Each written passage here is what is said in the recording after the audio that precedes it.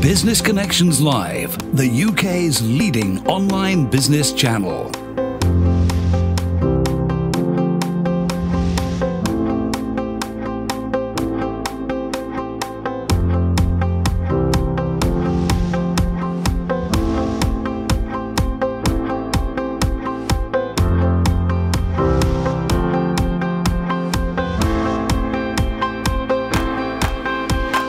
This is Business Connections Live with Steve Hyland. Hello there, welcome along. This is Business Connections Live. It's great to have your company as always. We're live on a Monday at lunchtime. You know, we said it's live. A little bit of panic there just at the very beginning, but great to have you with us as always. Got a cracking show lined up for you today. This Business Connections Live number 80 programs. And don't forget, all that information that is online is great business information for you. If you're an SME, if you're a business owner, if you started off in business, or if you're an established business owner and you're looking for some additional advice, a little bit of coaching, if you want to find out about social media, all those kind of aspects, all those things that are really important to today's businesses, you can find information on all of them from our experts here on Business Connections Live. And talking about our experts, we've got a cracking expert in with us today. I think this is his third showing, in fact, his third outing.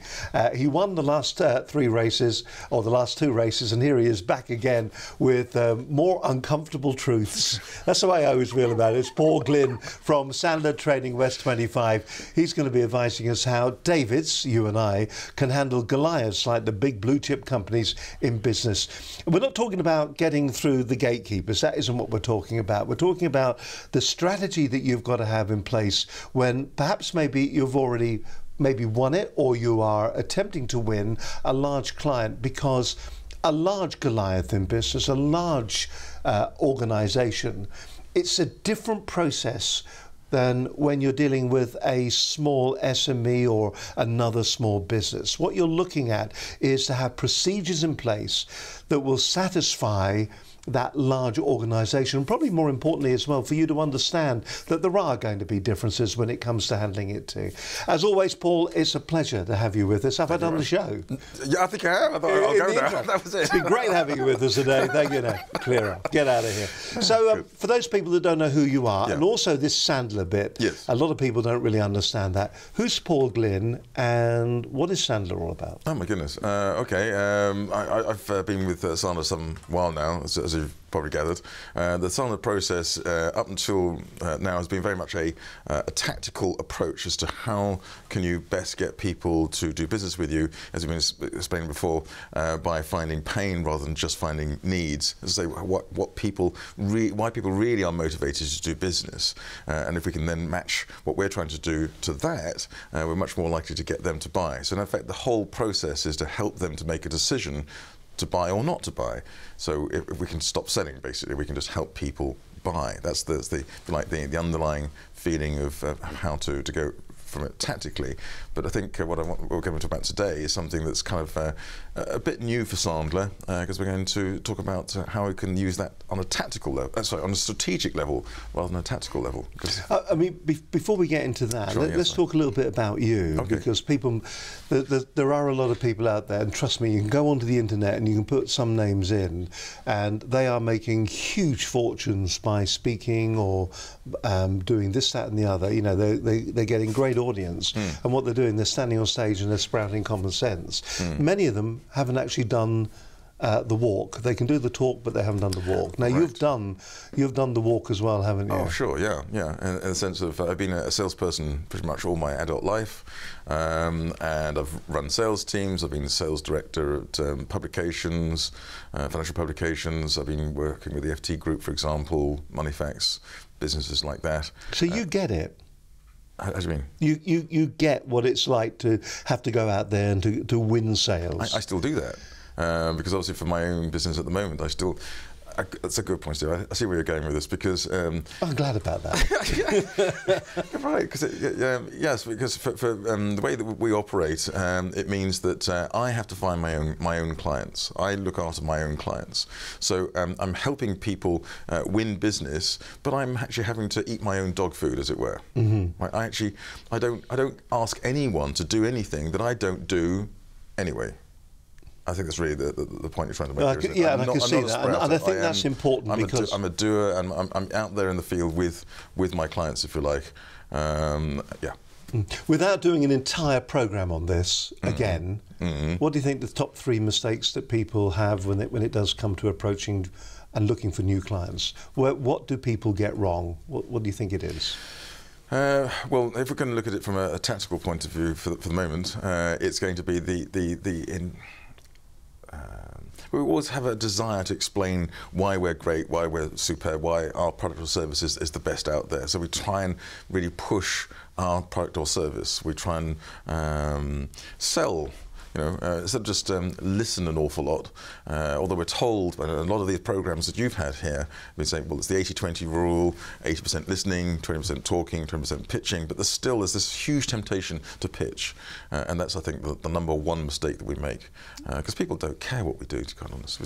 Well, this is it, they don't care. They don't care. They only care about their own problem, their own business problem, their own life. And if we can come along and help them identify what the real issue is, the underlying problem, the real problem that they've got to deal with, and we can then fix that one, that's fantastic. I think that's what's so entertaining about you and interesting as well, because I suppose what you do and what you say is you feel when you hear it is absolute common sense. But there is always this tendency in copy, both on websites, in the way that we write sales letters, in all of that it is always a pitch. Yep. And it's not what's in it for you, it's what's in it for me as the pitcher. Well, that's going a bit too far, because I think we try and explain what the benefit of using our stuff is going to be. What's the point? Otherwise, people are not going to talk to us. But as you're rightly pointing out, we're saying, well, yes, benefits, but the trouble is we've no idea what the benefit's going to be to this particular person or this particular organisation. And at the end of the day, they don't actually care about the benefits so much as it's a bit like saying, we've got a fantastic drill bit, it will do this kind of thing for you, and it's exactly what you need, and it probably is. But they're not interested in the drill bit, they're interested in the hole it will make. So if we can talk about, okay, what kind of hole do you want, then it's much easier to... I will probably, like so many things that you say, use that at some stage in the future. And rest assured, I won't give you any credit for it. Okay? You always, it will be an original idea from me, and I will use that. And people will go, that guy's got his finger on the pulse, he knows what he's talking about. You always use the Sandler method. We always give proper appreciation for where it came from the first time, and the second time is ours. Okay, now today we're talking about this strategic approach then to dealing with large clients. It can be very, very difficult. People don't have systems. It's not like going and saying, do you want this? And you saying, do you want this because it's going to fulfill and sort out your pain problems? And you turning around to me and going, yes, I'll have a dozen of them, please. Dealing with large Goliaths in business is very different, isn't it? Yes. And it's getting our head around the mindset of that I think sometimes can be a real problem. What are the top line topics that we're going to be covering as we go through this show today? Right. I guess it's the fact that for smaller businesses, or smaller accounts that we want to deal with, being purely tactical is absolutely fine. We don't need any fancy strategy. Just go out there, talk to the right person, get the business done. But it's exactly as you say, when you're talking about larger organisations, we need to have something over and above that. We need to have some sort of strategy, because obviously we're going to be talking to a whole lot of different people within the organisation. There isn't going to be just one decision maker. There isn't going to be just one decision cycle that decision maker has to go through. Their pains are going to be quite different in all of this. So in other words, it's very, very hard to suddenly work out where we are actually in the process. If we're not careful, we'll just either get to the point where we feel, well, this is going to take so much effort, we can't be bothered, and we'll give up even though we're just meters from the finishing line, or worse still, we think, no, this is a fantastic piece of business, we can't let it go now, we've been working on it 6, 9, 12 months, we're going to keep at it, and our salespeople, our good people are saying, there's still some life in this, boss, and in fact, of course there isn't, but to know that is the absolute key. So for that, we do need to have some sort of way of keeping tabs on everything. We need some sort of strategy to deal with all the information, all the different characters, both our people internally and the client's people externally. Do you think when you're in a situation like that you never ever really get the opportunity to find out what the pain really is, because there are so many people that you're dealing with? For instance, if it's a small organisation and you're in there, and we've talked about this previously, where you're saying, look, how valuable would it be to you if you could resolve the issues that you've currently got? Do you think it's a different mindset that the large corporates will actually have? Will you ever be in a position to ask a question like, will that relieve your pain? Yes, no, absolutely. No, that's a good point. This is, I think, the reason why we at Sandler are so excited about this, what we're calling Sandler Enterprise Selling, because it marries those two things together. Doing bonding and rapport, finding pain, budget and decision, and all that good submarine stuff that we saw before absolutely applies. But it's going to be a whole series of those, because the people that we're going to be talking to, they're going to have slightly different takes on the same issue. What motivates one person towards the right decision will be quite different from somebody else in the same decision cycle. And that's why it starts getting complicated. But we still need to ask the question. We still need to ask about, what is your pain? What are you prepared to do in terms of time, money, change, or resources? But are you asking more people? You're inevitably going to be asking, well, not always, but the chances are you're going to be asking that of more people from a completely different standpoint. Listen, this isn't about a pitch for Sandler and their techniques to Sandler Enterprise Selling. It isn't a pitch for that. It's going to explain, obviously, some of the techniques that they use. But by the end of this programme, you will have a basic knowledge of what you should be considering when it comes to going and working with a large multinational, shall we say, that thankfully you've been able to get into. You've been able to open the doors. You got past the gatekeepers.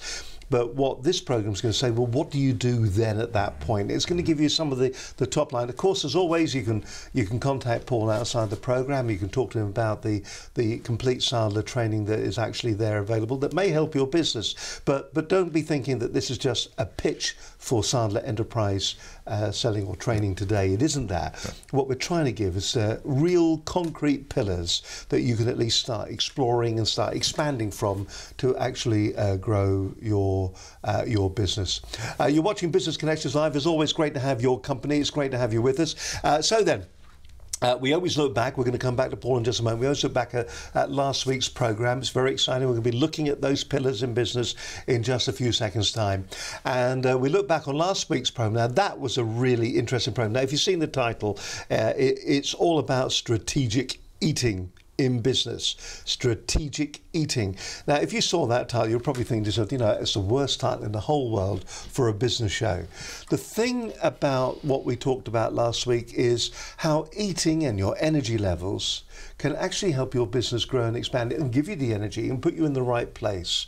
It can make you, it's referred to in large corporates as wellness these days. And why that is so important to you. Listen, what is the point of running yourself into the ground when you can't work anymore because you haven't eaten properly, you haven't rested properly, you're finding all the pressures are all mounting up at you. The whole program looked at the whole area and making certain that you are in the right place to be conducting business. It was a cracking show. Kate Cook, fantastic. She's a speaker. She's in huge demand by blue chip companies to come out and talk to the employees and go, look, you need to be considering this. It was a good show last week. If you haven't watched it yet, I do suggest that you go back and watch Business Connections Live number 79. Just to give you a bit of a taster, here's what we did on last week's edition of the programme.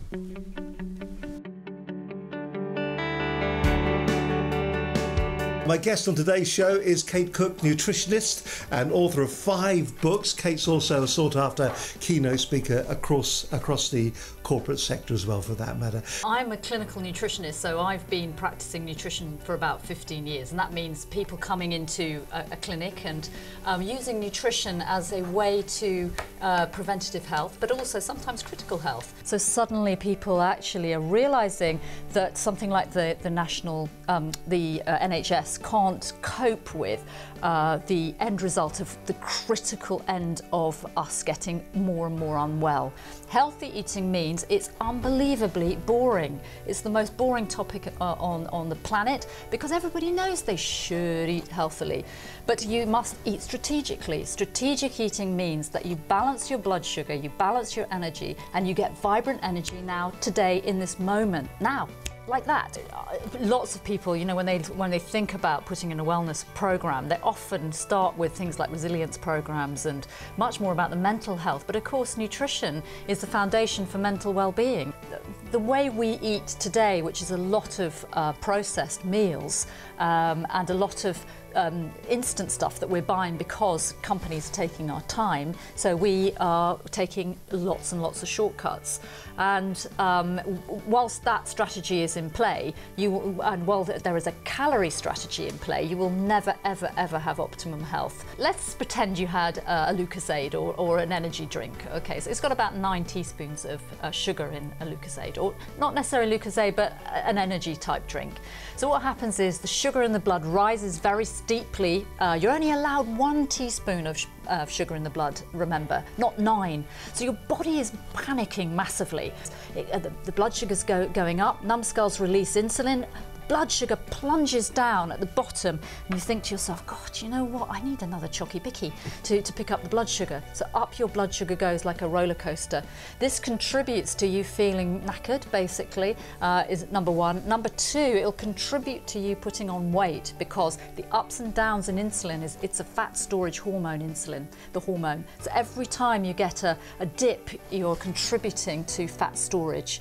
So, well, thank you very much for listening today. I've had a lot of fun. I really have. It's been great, and thanks for the debate.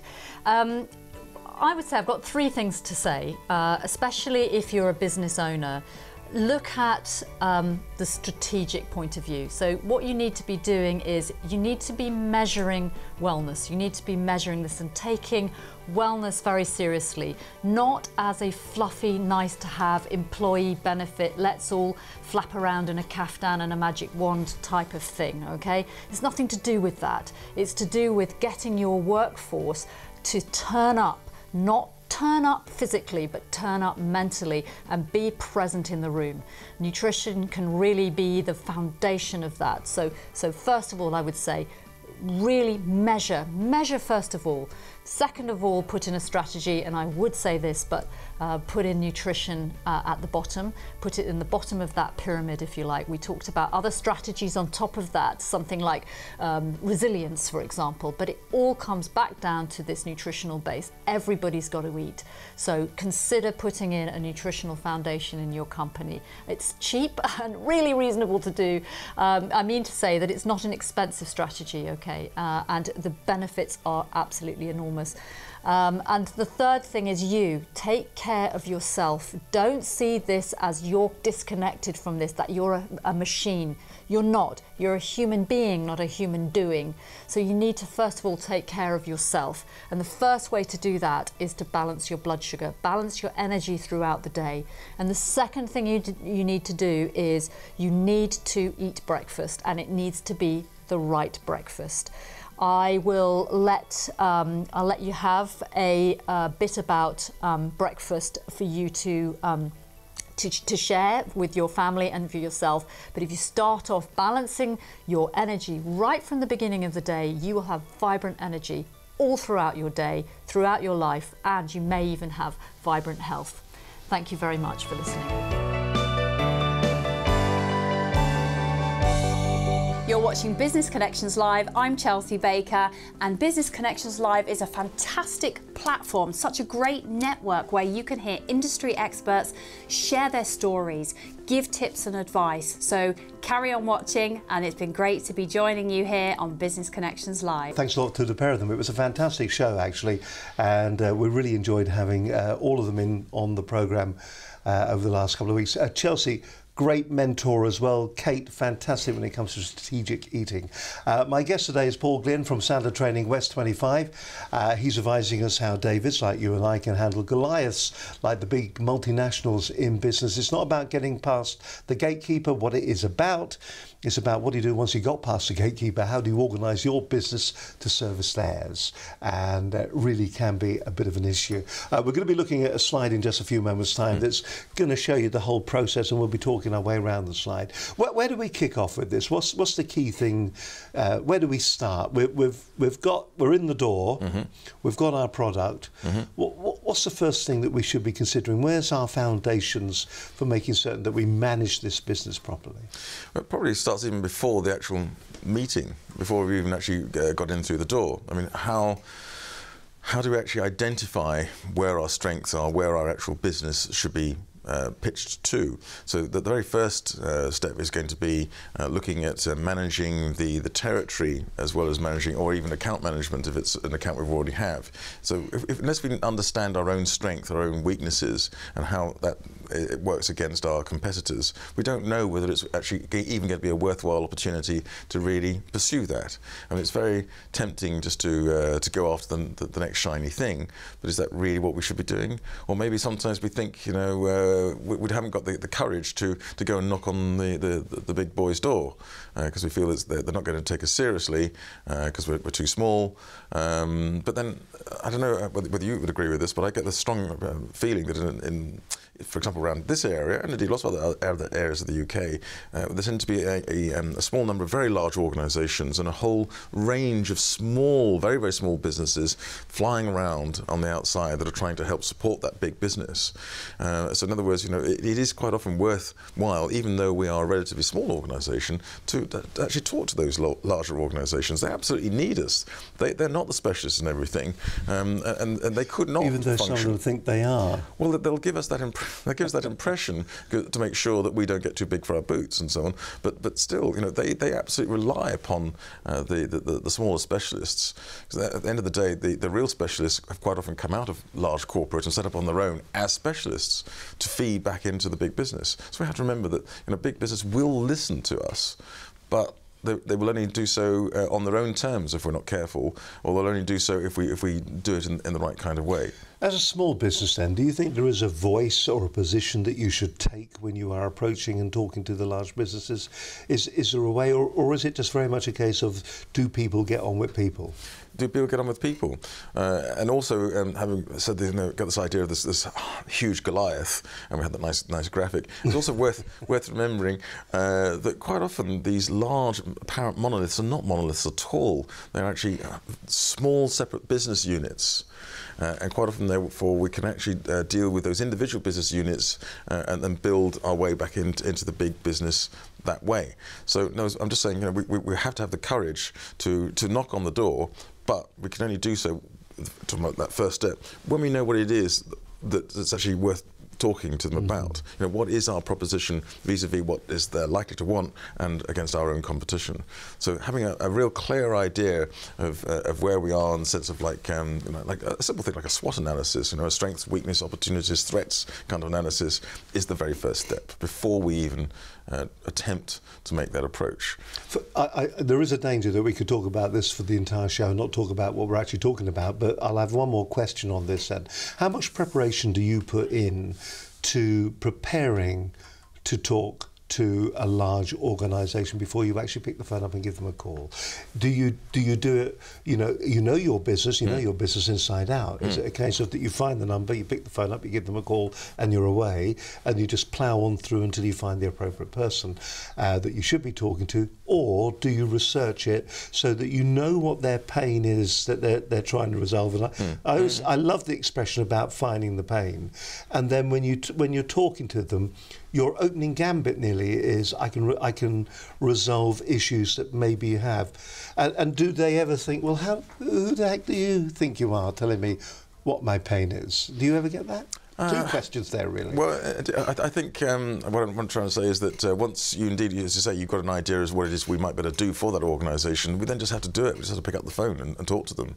But do you prep quite hard to do that yourself? Do you? I'm saying I think you're right. We're in the danger of over prepping. We just, once we realise that we are a potential fit for this organisation, we just got to pick up the phone and have the conversation. And we can procrastinate and find all sorts of reasons why we should do even more research. Yes. No, we just got to pick up the phone, because at the end of the day, but that's going back, if you like, into the tactical side. How do we actually then pick up the phone and have the right kind of conversation? But certainly, yes, it's always worth having that conversation, isn't it? I mean, you just don't know where it's going to go. You just and maybe you pick up the phone to the wrong person initially. It really doesn't matter. You can always find out, use some information as to how you should be speaking to the right person. So, you know, just go for it. That's what I'd say. You always have that kind of quizzical look. I always feel like you're sitting here and you're thinking, No. what this idiot asking me these questions? Sure, it makes a lot of sense. What's this idiot going on about that I'm talking to here? It's just a lovely feeling that I get. I feel so important when you're here. Right then, let's talk about it. We've got in through the door. We've actually made the appropriate contact. Right. Is this pre first order, or are we still just talking to find out what they want? Where are we coming into the whole cycle here? Well, the good news is that when we see the graphic, it's a circle. Well, it doesn't. We can have a look at the graphic, right. And it'll come up. Yeah. We'll hold our breath for a moment. And, but it is. Yeah. It's a circle. And the reason why it's a circle is exactly your point. Where do we come in? Well, it's either a business we're already doing business with, an organization we're doing business with, in which case we're starting, well, somewhere on that circle, or it's completely new to us, in which case we probably need to be looking at building some relationships, territory and account planning. I should explain, the blue is, if you like, the strategy. The blue inner circles. The first thing we've got to do is look at territory and account planning. All right, then. I'll tell you what we'll do. We'll work our way around the blue circle, and we'll find out what each of these bits actually mean. Okay. So kicking off then, first of all, with the first piece, which is I'll have another look at the screen again. The territory and account planning. Yeah. Okay. So what does that mean then? Well, as we've been describing, it's work out, are we likely to be the right fit? Do we have some idea of the kind of pains we might actually be able to help with? That's absolutely right. So geographically, where we're looking, the individuals, who should we be approaching?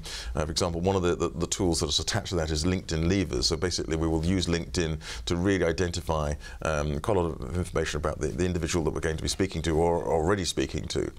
So once we've got an idea that there is actually some sort of business to be done, we can then actually have that proper conversation, actually then approach them, and then we're into identifying a potential opportunity. So that's the next stage of the strategy.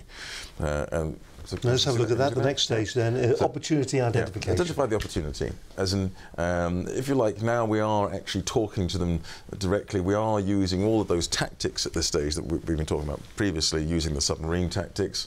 And then going on further on, qualification, that's fairly obviously as well. We're now actually identifying, do we actually have a pain that we can address? Do we have an idea of what budget they've got? Do we have an idea of how they're going to make that decision? So they are now actually qualified.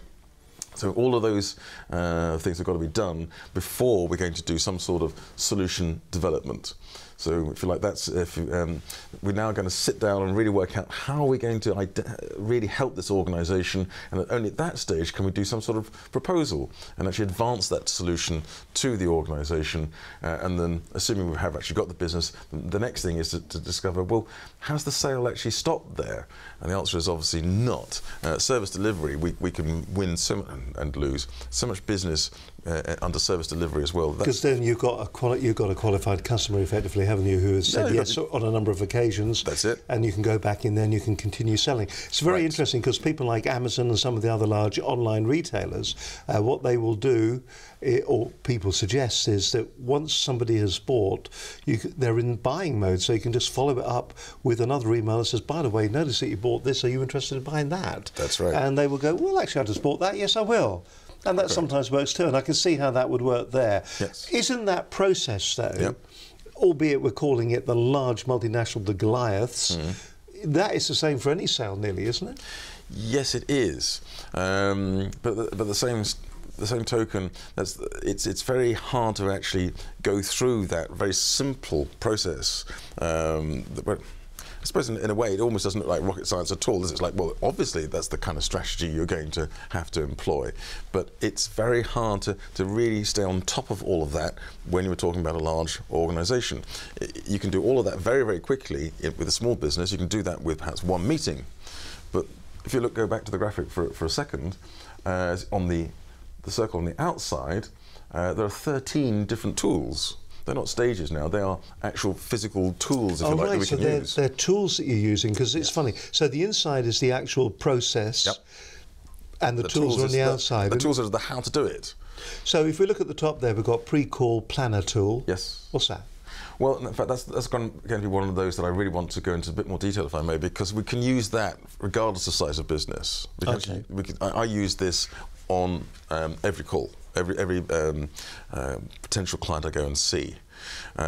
Pre-call planner, well, the kind of things that we would ideally want to know about any sort of potential business would be, I guess, things like who are we going to see, pretty obviously. You know, where are they? What position, what role do they have? Who else is going to be in the meeting? But of course, this being Sandler, we'd also want to know what kind of behaviour style do they have? Are they dominant? Are they influencer? Are they steady relator? Are they cautious thinker? Do we have we got any idea whether they're visual, auditory, or kinesthetic? Do we know any of that? All that detail has got to go into this pre-call plan. We then need to have an idea as to, well, what's the actual purpose of the meeting? Do we think we know what the pain is?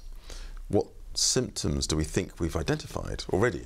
And it could be simply that they've told us, you know, I've got this problem, you need to come and talk to me about it. Or it could be something else that we've seen that gives us to understand that they've probably got this kind of a problem. That's the reason why we're going in there. Do you find sometimes that when you instruct people in the Sandler techniques, the Sandler way, do you find sometimes that when they go in there nearly doing a sub-level psychoanalysis of the person that they're talking to, and maybe aren't even listening, but they're trying to look for all these signs and signals and aren't actually concentrating on the core thing, which is, you know, making a sale eventually? No, if anything, all we're doing with talking about, you know, DISC and visual, auditory, kinesthetic is just to give an idea as to the kind of thing we have to do as regards changing our behaviour style a little bit. I see what you mean, I hear what you're saying, That's all those kind of things. That's it. So quite often we'll do that kind of naturally anyway, that matching and mirroring. Well, we should do. A lot of salespeople try and react, try and get the sale on the just on the merits of their own personality. You know, they're a charismatic personality. That's why my clients love me. No, hang on a second. But a lot of salespeople are like them, that, isn't it? No. Whereas, you know, what's actually going on on the client side, they're going, no, I don't like this guy. There's something about him I don't like. He's a bit creepy. Bit creepy. He's got this kind of personality that's charismatic, and I don't really like it. Well, yeah. Or more to the point, he's obviously not listening to me, because if he was listening to me, he would know that the way I do business is to be very quiet. I need time to think. Completely different way of selling to that particular person in that case. That's all that means. A lot of people hate that, though, don't they? They can't stand silences, can they? Yeah, could be right. All right. Okay. So they're just. So we're going to come back to the first bit. So we're looking at the tools that we're using at the moment. Yeah. So let's just go back there. So we're going to talk a little bit more about the pre-call planner tool in a short while. Sure. We've only got half an hour left. It's already whistling by. Relationship builder. What's that? Right. That basically is looking at again, what sort of disc style they've got, but also getting a better idea as to whether they're a friend or a neutral when it comes to dealing with us, and very importantly, therefore, what action plan, what action points can we put into place to actually really help with that relationship? If that makes sense. So in other words, not just realising what kind of person they are, but what can we actually put into place that's actually going to help build that relationship. Do you think a lot of people get confused about the relationships in business, that they think they have a friendship in business when it's a business friendship, which isn't the same as the mate you go down the pub with? Absolutely, and I think a lot of times we think we've got a friend, but in actual fact we've got a neutral. Neutrals are okay, friends are better, but what we really need to root out is the enemies. So I mean, if someone really for some reason doesn't like what we're doing, or doesn't like us, then we could have a problem, depending on where they fit in the decision cycle. If they really are just not particularly influential to the decision, it could be that that's okay, that we can live with that. Though we've seen that too, where depending where they sit, and it may not be your fault either. It may be circumstances that put you in a position, and what you're getting is a reflection from somebody else. Yes. You know, because you're seen as allied to somebody else. Yes. And that can also cause issues, kind of. And you've just got to be aware of that and to manage it. Yes. Or you could be a threat to their particular position. You know, in effect, you're coming along and suggesting that they haven't done a good job. may or may not be the truth, but you know that's how they're perceiving you. So we just need to be aware. We need to get an idea as to how the cast of characters, if you like, are actually sitting with vis-a-vis our proposition. All right, let's talk about LinkedIn now, because LinkedIn I know you use personally quite extensively for your own business. How do you see us using it here? Right. Well, it really is, the LinkedIn Levers tool is really just a way of making sure that all of the information that we see on a profile, we really do dig deep and be able to properly identify the things that may be of assistance to us. It's too easy just to go, yes, yes, yes, yes. But this actually makes us slow down and realise, and actually, hang on a second, the fact that he does actually have this kind of interest is actually germane potentially to some sort of relationship. So it's just basically a way of really making sure that we use LinkedIn and the detail that the potential client has already given us anyway. He's put it up there for us to look at, and for us to then completely ignore it is a bit crazy. So it's just a way of, as I say, collecting the relevant business type information that's going to help us move the sale forward. One thing I find fascinating about LinkedIn is that a lot of people say open to ideas and suggestions and new business initiatives. And when you contact them with a great idea or a new business initiative, to go, spam! You know, which is just crazy, kind of defeats the object of what LinkedIn's all about. Okay, so let's go back to the LinkedIn lever. What's our next part on here? So this is care, account planning. What's that? K-A-R-E? Yeah, K-R-E. It's a nice little mnemonic. It's basically suggesting we're either going to be looking at them as a client that we want to keep, attain, recapture, or expand. Okay. Now all of those have their own issues and their own problems. That's it. Absolutely right. So in other words, we can't assume we're going to use exactly the same approach for all kinds of potential business. It could be that it was a good client some little while ago, and for whatever reason, things moved on, they moved on, things cooled, and we want to recapture them. The way we're going to then approach them is quite different, of course, from somebody that doesn't know us at all. Or knows of us not as a client.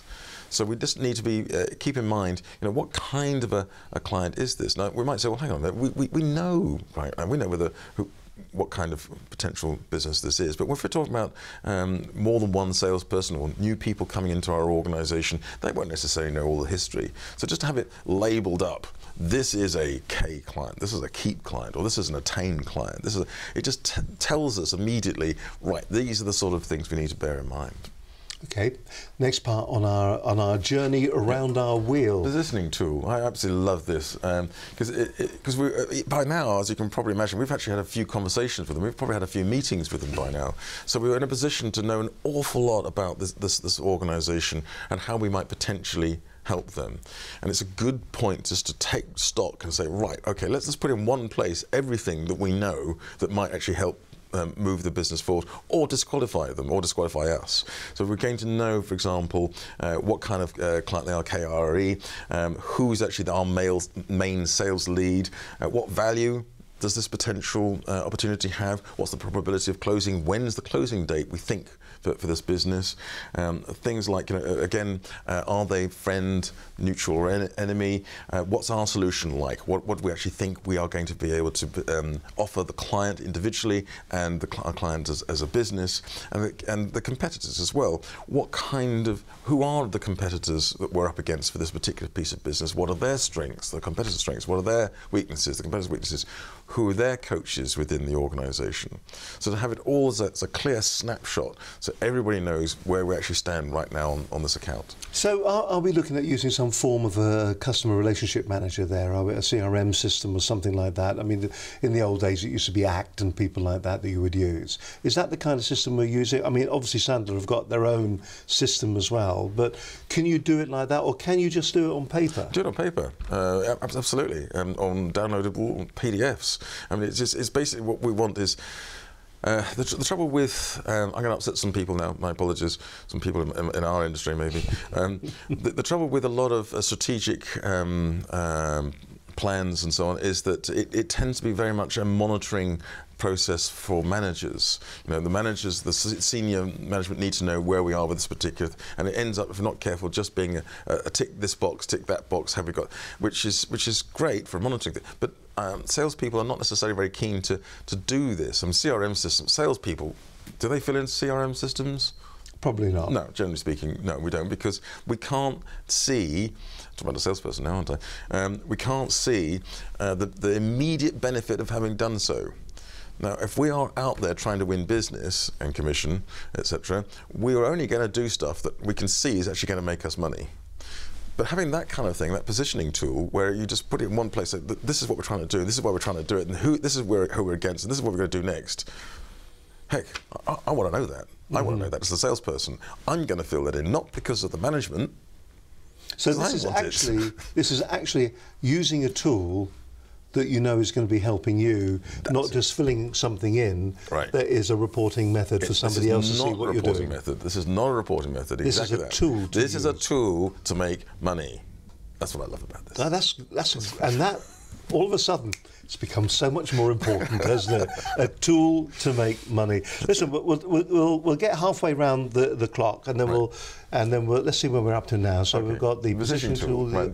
The opportunity tool, basically just making sure that we've actually got the right plane, and I feel like it's an extra check to make sure that we really do know we actually have a real life potential opportunity here. And then the next one is the call debrief tool, which is, if you like, the mirror of the pre-call. It's the reason why it's diametrically opposite. The other end, yep. Yeah, because this basically is saying, okay, so we've had the meeting, so what? What actually happened? Did it match anything like the pre-call planner? Did it go the way we intended? If it did, great. If it didn't, what extra information have we learned? How are we going to now change our strategies? Do you think a lot of salespeople walk out of meetings or business owners walk out and they go, right, had the meeting and must be time for lunch then? Oh yeah, and don't think about what's just happened. Yes, and then of course when we're asked to reflect back, like the next couple of days, you know, we're either talking to ourselves or we're trying to report to somebody else. And, very vague. All of a sudden, it's all gone. What we do, which is really quite interesting, we always record all the meetings that we go into. That's brilliant. And then we will transcribe them. And we have found that very useful. That if we are in a, when I say we, I mean Linda and myself. Whenever we're in a meeting and we are talking to a client, what we will do is that we'll record it, transcribe it later, and it means that we've got from the horse's mouth exactly what the client wants. We can tell them that's what they said.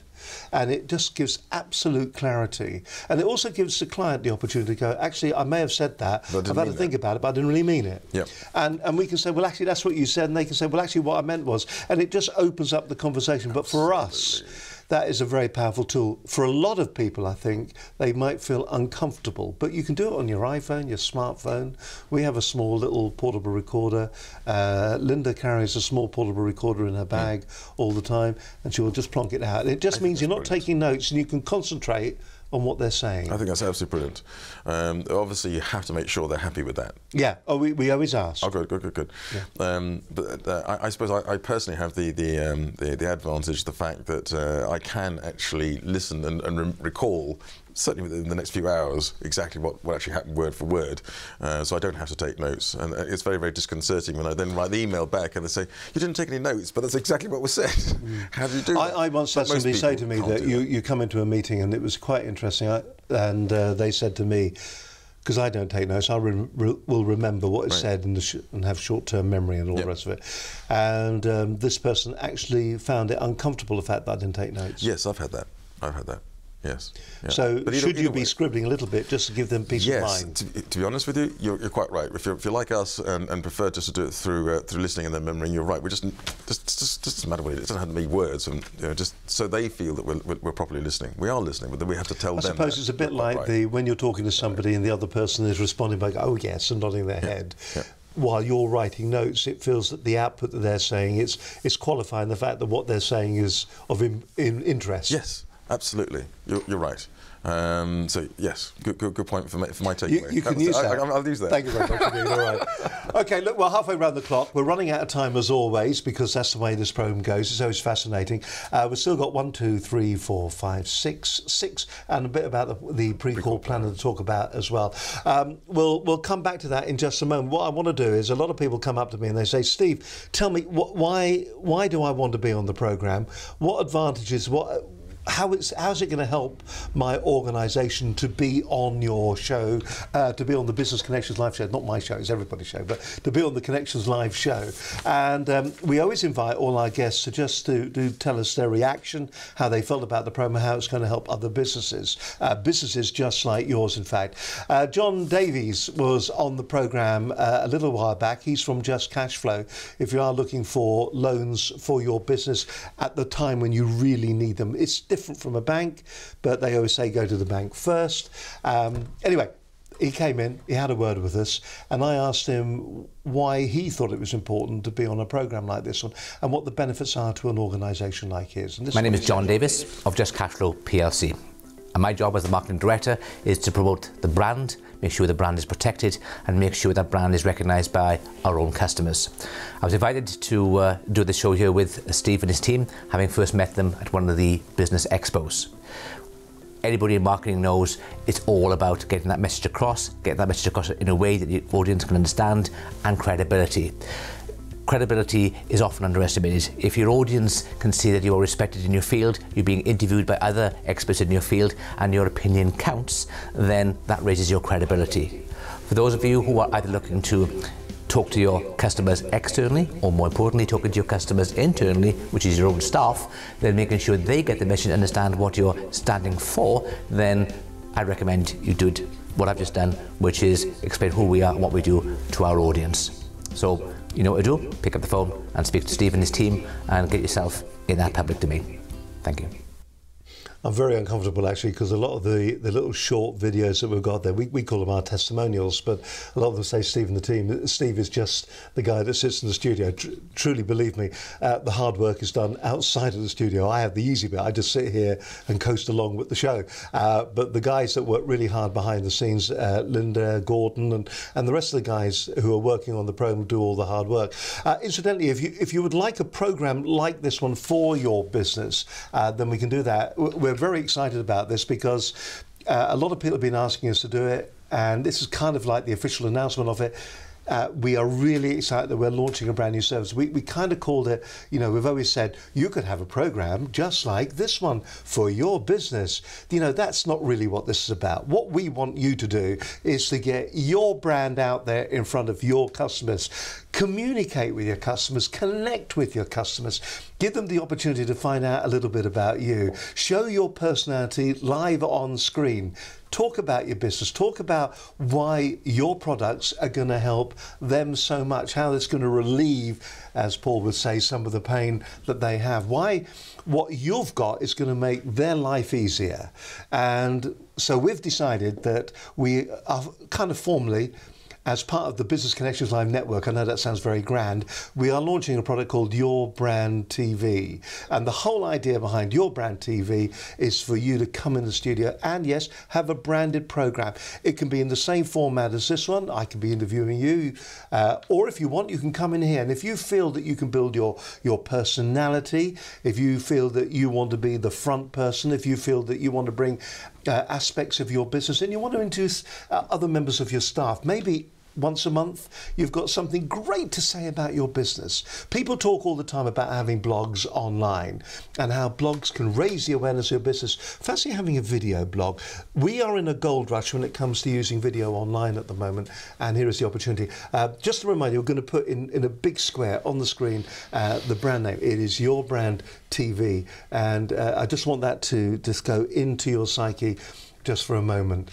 You are watching Business Connections Live as always. If you want more details about that, all you got to do is contact us here at Business Connections Live or go to our website. We'll go through all those a little bit later on. Right, it's back to Paul Glynn, who is my guest today from Sandler Training, West 25, advising us how Davis can handle Goliaths in a business.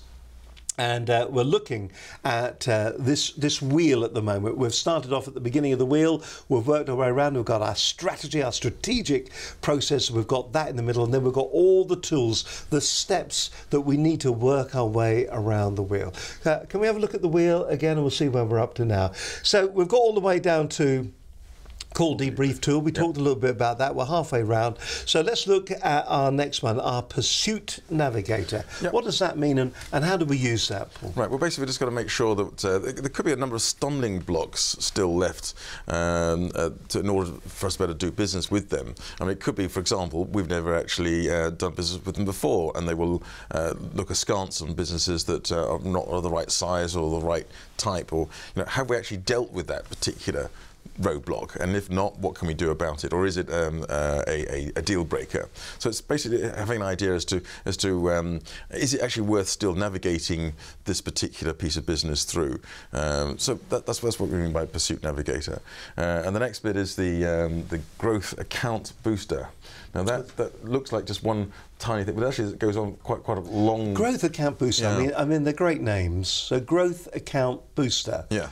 So what are we trying to do with that? Okay, we're basically making sure that we've got, we really do have a proper understanding of where they are in their business, in their industry, because what we're really trying to say is, well, assuming we actually get this business, what does it really mean to us? I mean, is this going to be a multiple sale business? So it could be that we were thinking, well, we've spent a lot of time on this, we've still got a lot more to go to actually get the business. Is it worth pursuing? But if you then start looking at it like as a 5-year project, suddenly the revenue figures look kind of interesting, maybe, or maybe not. In which case, we can then put it into some sort of proper context. That's what we mean by growth account booster. We've got to see it. Is it really a fabulous client we want to do business with? In which case, it's worth actually putting in the extra effort, or maybe it's not. Maybe it's just a one sale thing. Either way, at least we've got an idea as to where we stand. And what However, if it is going to be a fabulous account, don't start spending the money in the future, because they can always change their mind. Well, for sure. but still, and the other thing as well with the growth account booster is exactly that. We don't get too excited, because we can get carried away with all the opportunities, either with this particular account or with other accounts. And it's also this tool also helps us check back on reality and say, well, what are the top ones? Let's not get carried away. Let's not let's make sure we're actually going to go after the ones that we can really and truly land. Is it worthwhile having another tool that's not in the orange band, but outside of that, in the Highland band, that is reality check? Step back. This is all that. This is, if you like, this is what all the tools are doing. It's doing that. It's doing that reality check. Yes. So it's making sure that we have got all the right information. We're doing all the right things at the right time with the right people with that reality check. Absolutely right. So that's why the 3 opportunity planner, which is the next one, is really making sure that we don't forget reality. It says, right, which of these opportunities, either with this particular client or with others, are going to close in the next 60 days? And let's really concentrate maybe the top 3. And really give our 100% effort into that. Right, because obviously we're still going to keep the others ticking along, but if we don't get business in today, we're sunk. There's no point in saying, well, we'll keep going, and in 5 years' time we're going to get a fantastic client. What's the point of that? We'll be out of business. We have to have that reality check and say, what is likely to really become business within a sensible time frame? Is this a Sandler way of saying, what's the low-hanging fruit? Well, yes. Well, what is now apparently low-hanging fruit, it probably wasn't like that when we first started out. It could have been that we'll never reach that. And now suddenly it's within our grasp. Or vice versa. What looked to be absolutely easy, we can do this with our eyes shut, is still way up on the tree there, and we'll never get it. So it's that reality check thing, exactly that. Team Storm, which is the next one, that's as a tool, we can use it at any point. Really what it is, it's a way of doing brainstorming. And it could just be, at this point, we really do need to have a bit more of a brainstorm. We're so close to doing business, and we still haven't quite got over the line. So who are you doing the brainstorming with? Is that you and your team doing the brainstorming? This is internal. It's not you and the client? No, this is internal. This is and it could be not just with the sales team, it could be with other departments that need to be included to make sure we actually service the client properly or win the business. Just briefly give me an example of maybe when you've done that in the past. What kind of things would come out of that, do you think? Well, basically, it means that we instead of just having information in one silo, if you like, we can actually access things that will be of use from other parts. Like, you know, it could be that we think we're going to be able to service that kind of client, but in actual fact, finance tell us, hang on a second, that's going to be a bit of a problem, because the terms and conditions, that whatever they've been telling you, we know, looking at accounts and so on, are like 120 days plus. I'm not sure we actually want to be doing business with this particular organisation. So if we don't have that sort of brainstorm, we can sometimes miss that kind of vital piece of the jigsaw. Do you and this is an issue, isn't it, with large multinationals, yes, because they do push out their payment terms, don't they? So if you're dealing with a small organisation, you could be looking at your 30 days, maybe a little bit more, 30, 45 days, something like that. The moment you start working for the big organisations, it can push out to 60, and in some cases 90, and in some really other cases, 120 days. Yes. And that, you know, that you've really got to budget that in, haven't you? Is it worth having the business? Well, this is it. And so that's the kind of thing that comes out of the brainstorm, if you like. It's you know, how do we make sure that we really do exactly what's necessary to make sure we look after ourselves and the client. All right, moving on to the next area on our circle. This is assuming that we've actually got the business now. Client-centric satisfaction tool. Now, I'm sure it's a great name, client-centric satisfaction tool. This is a scary one, I tell you. This is so scary. Really? I'll hold on to the table then. It'll be scary. Well, you know how we put out satisfaction questionnaires sometimes. We say, you know, how are we doing on this, and this? Can you please score me? Blah blah blah, which is great, and that can, in itself is kind of scary. But this goes a stage further. This asking the question is scary. Well, absolutely. Well, right. But what this suggests is, well, we don't actually know what's important as regards customer service for the client. We've got our own idea as to what it should be or how we view the world, but that's not necessarily of much importance to them. So what we should do is set out a whole variety of parameters that we feel are sensible, maybe 7, 8, something like that, 10, and ask them to choose 5. Ask them to choose them. And then ask them to weight them. So it could be that we think, you know, always being available on the phone might be, for me, you know, a #1 priority. I mean, if, you know, that's, you know, was I always available? Now, it could be that for my clients, yeah, it's nice to have. It's not important though. What's really important is the fact that the Sandler stuff makes money. You know, so they make sure that they've actually got access to the right tools online, for example. Now that might be their #1, but you know, so in other words, there's no point in me getting all excited about the fact that they've scored me high on always being available if that wasn't actually important to them. Yeah. See what I'm trying to say? So then, if we can then go back into to them and say at 6 months' time or agreed moment in the future, and then ask them how we actually scored against those, we then can work out an actual proper percentage of satisfaction that's entirely tailored by them, not by us. That's scary. That is scary. There is always this danger, though, isn't there, with any form of survey? And of course, what you're doing all the time is you're actually adding more time onto. You're actually asking them to give you some time to scale or to score you back.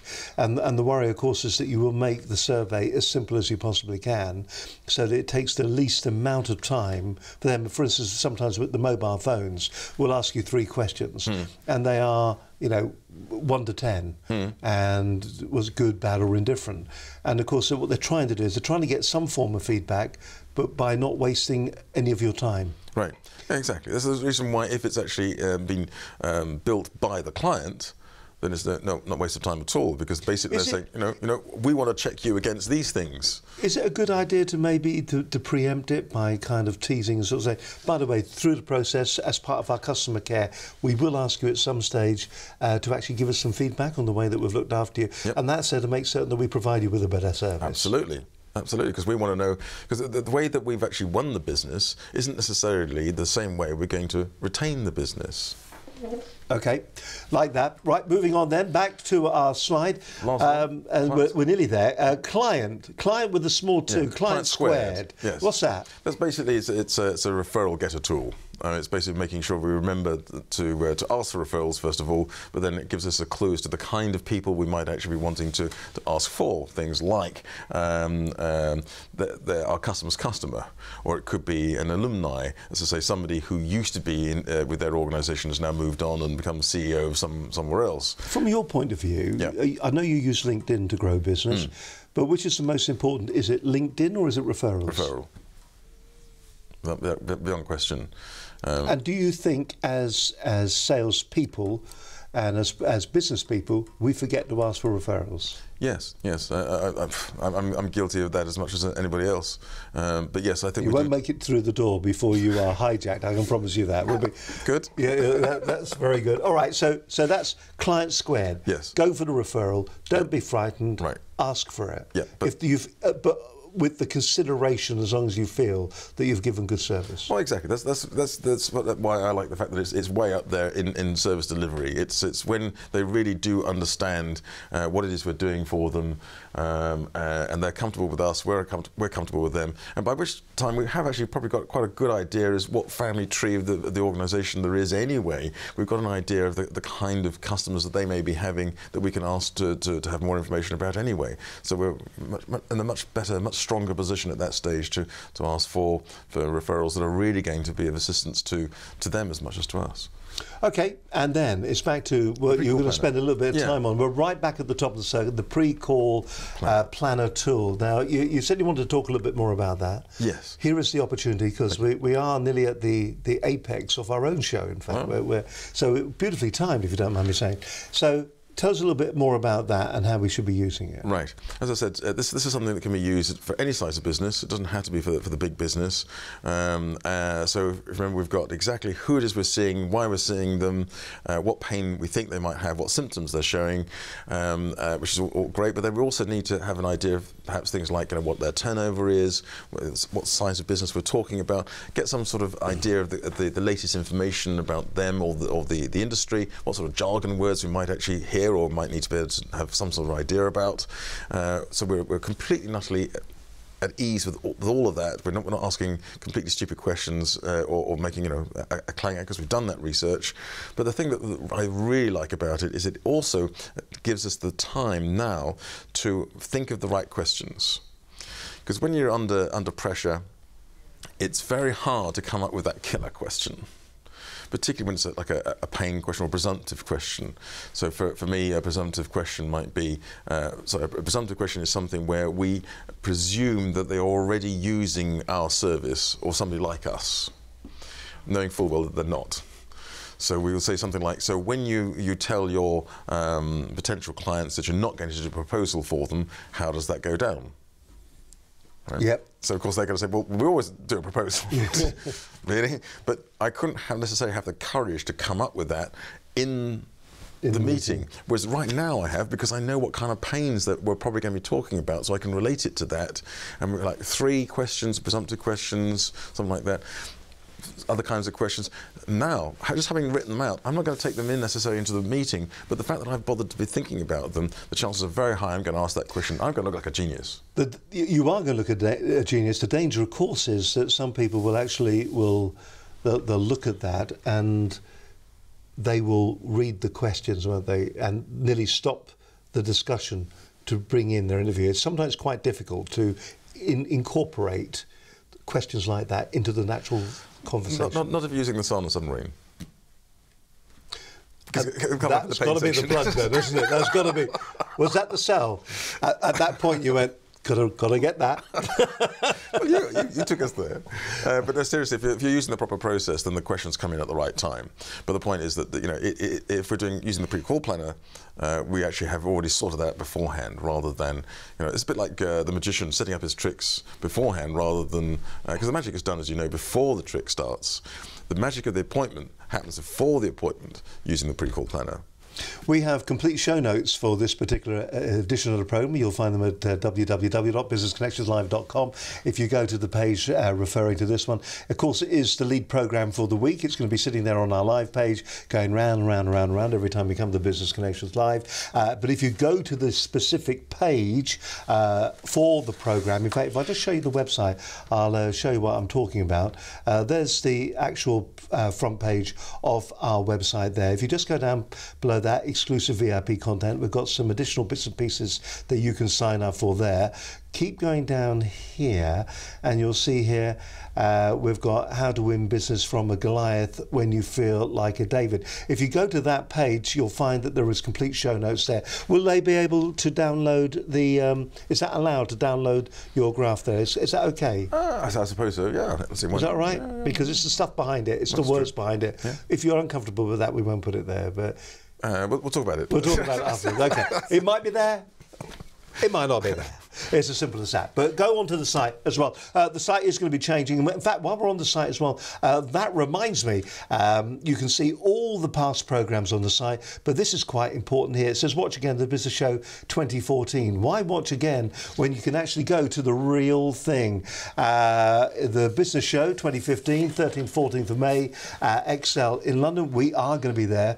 100% confirmed. We're going to be broadcasting from the show. We're going to be interviewing keynote speakers, and you can see a whole host of people that we know and love are going to be there. Brad, Piers Lilly from Dragon's Den. We've got Charlie Mullins. Now, he's an interesting guy. He's the guy that set up Pimlico Plumbers. An amazing bloke. Talking to him, we've got Dan Spicer, who's been on the show, Neil Clough, who's been on the show as well. A whole host of different people that have been on the program could be there. We're going to be talking to them at the show. We'll be bringing you the essence of the show. That's important. 25,000 businesses, 250 seminars, 350 exhibitors, 12 masterclasses, and it's free to attend. There will be a link on the website very shortly that will allow you to get your tickets via our website as well, and we'll have details of what our stand is going to be in the next couple of days coming up on the website. On next week's show, better do all the work first. Next week's show is Ian Dixon. He's a multi-award winning business performance coach and motivational speaker. He's also the founder of Unlock Success Limited. He's going to be joining us on the program. A really interesting one. I worked in radio for about 15 years, shopping telly for about 12, but real radio, pop-a-doodle-doo, get down one time, the man ate was happening. And a lot of people always ask me in those days, does radio advertising really work? Radio advertising does. That's why people keep coming back and using radio advertising. But is it expensive? Where do you advertise? Are local stations good? Are the big groups of stations, are they good to advertise on? Richard Tidyman's going to be our guest. He's going to be talking about how to put together a radio advertising campaign. And then the week following that, we've got Nikki Butland, who's going to be talking about franchising. Got a business?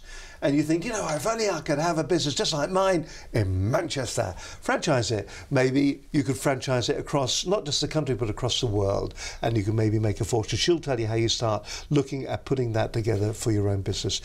Paul, as always, we ask our guests to pontificate for 2 to 3 minutes, straight down the lens at the camera, which is always good.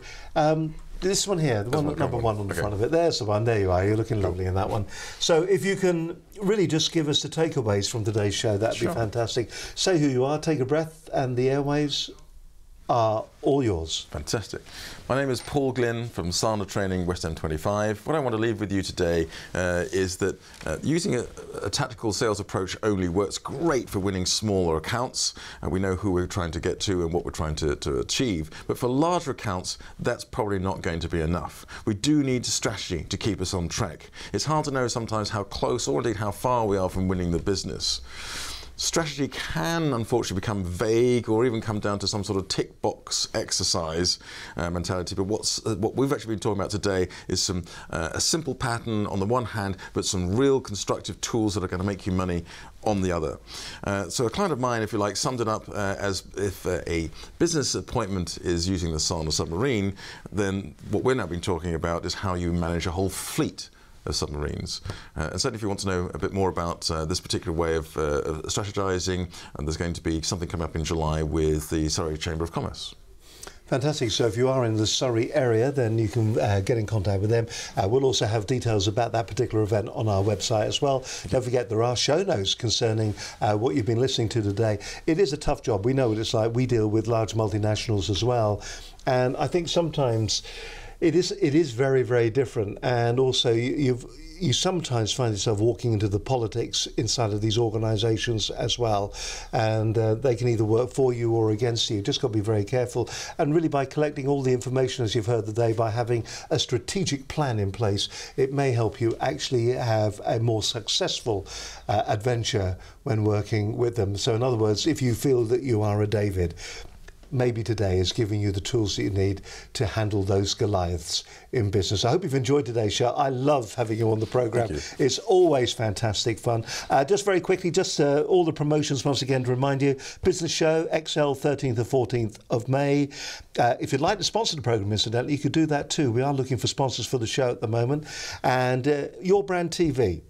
Do watch out. Do watch this space. Watch out for your Twitter account. If you're following us on Twitter, we'll be twittering out maybe a video very shortly concerning Your Brand TV and giving you a few more details about it. Programme next week is Ian Dixon, multi-award winning business performance coach and motivational speaker. After that, Richard Tidyman talking about radio and talking about Nikki Butlin as well. She can be talking about franchise. But that wraps up today's show. Listen, Paul, thank you very much indeed for joining us. As always, we love having you with us. It's been our pleasure, as always, to have you watching us live here on the show. We're back again next Monday at noon, but till then, have yourself a very successful business week. From all of us, bye for now. Bye-bye.